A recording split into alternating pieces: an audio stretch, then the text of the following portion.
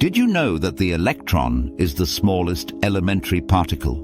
No one knows exactly how small it is, which is why it's considered a point particle. Electrons are found inside atoms where they orbit around the nucleus. The mass of an electron is incredibly small, thousands of times smaller than the mass of an atom. The electric charge of electrons is used as the standard unit of charge for subatomic particles.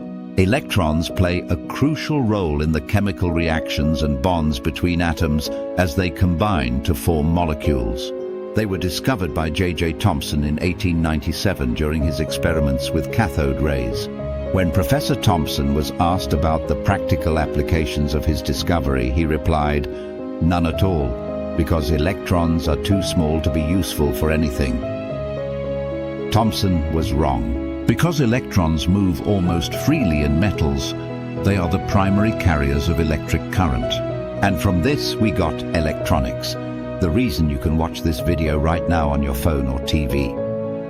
Don't forget to subscribe.